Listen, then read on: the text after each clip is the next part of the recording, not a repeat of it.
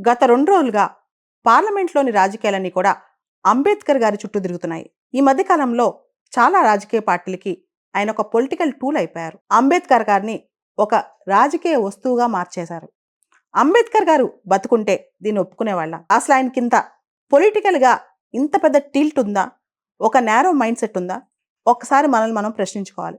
ఆయన మనకిచ్చిన రాజ్యాంగాన్ని మనం అడాప్ట్ చేసుకొని 75 వసంతాలు పూర్తయింది. దానికి సంబంధించి రాజ్యసభలో, లోక్సభలో చర్చలు పెట్టుకున్నాం. ఈ సభలో ఆయన మీద ప్రత్యేకమైన వ్యాఖ్యలు జరిగాయి. ఏ పార్టీ అయినా సరే, ఎవరైనా సరే, పార్టీలకు అతీతంగా, రాజకీయాలకు అతీతంగా మనందరం ఒక ప్రశ్న వేసుకోవాలి. ఆయన ఒక మాట అంటారు. If the constitution is misused, I'm the first person to burn it. ఈ రాజ్యాంగం గనక దుర్వినియోగం అయితే నేనే దాన్ని మొదట తగలబెడతాను అని చెప్పి. సో, ఇలాంటప్పుడు ఇప్పటి వరకు ప్రభుత్వంలో ఉన్న రాజకీయ పార్టీలు రాజ్యాంగ స్ఫూర్తిని ఎంతవరకు ముందుకు తీసుకెళ్లాయి? అంబేద్కర్ గారి ఉద్దేశం కాన్స్టిట్యూషనల్ మొరాలిటీ ఫాలో అవటం. అంటే రాజ్యాంగంలోని అక్షరాలు మాత్రమే కాదు, దాని యొక్క స్ఫూర్తిని ఫాలో అవటం. ఈ స్ఫూర్తి మనం ఎంతవరకు ముందుకు తీసుకెళ్తున్నాము? వివక్ష లేని సమాజం మనం ఎంతవరకు నిర్మిస్తున్నాము? అవినీతిని, అంటరానితనాన్ని ఆపగలుగుతున్నామా? ఆయన కుల వ్యవస్థనే నిర్మూలించమన్నారు. కానీ ఆ కుల వ్యవస్థను వాడుతూ ఎన్ని రాజకీయాలు చేస్తున్నాము? ప్రతి పార్టీకి ఓట్ బ్యాంక్ కోసం అంబేద్కర్ గారు కావాలి, ఆయన బొమ్మ కావాలి, ఆయన పేరు కావాలి, ఆయన చుట్టూ ఉన్న కాంట్రవర్సీ కావాలి. కానీ అంబేద్కర్ ఈ రాజకీయాలకి, చిన్న చిన్న రాజకీయాలకి అతీతులు, అందరికంటే పెద్దవాళ్ళు. ఈ గొప్ప వ్యక్తి ఒక మాట అంటారు, రాజ్యాంగాలు విఫలం అవ్వవు. ఏ వ్యక్తులైతే రాజ్యాంగం నడిపిస్తారో వాళ్ళే దుర్బుద్ధితో వాటిని విఫలం చేస్తారని చెప్పి.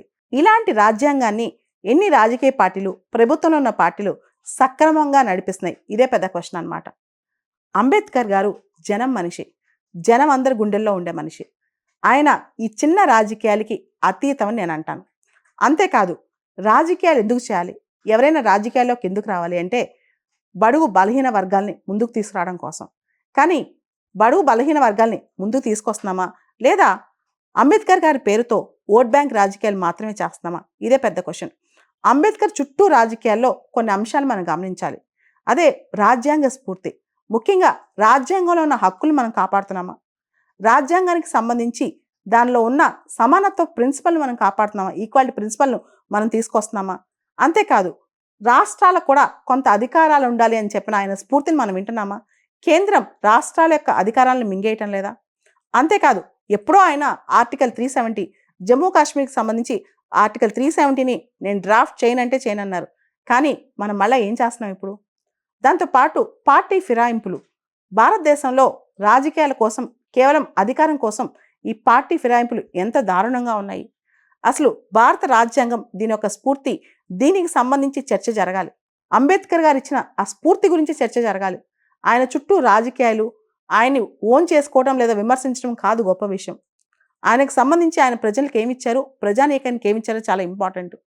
మనం గమనిస్తే నేటి రాజకీయాల్లో ప్రతి ఒక్క పార్టీ ఏదో ఒక పేరుతో అంబేద్కర్ని ఓన్ చేసుకుంటుంది.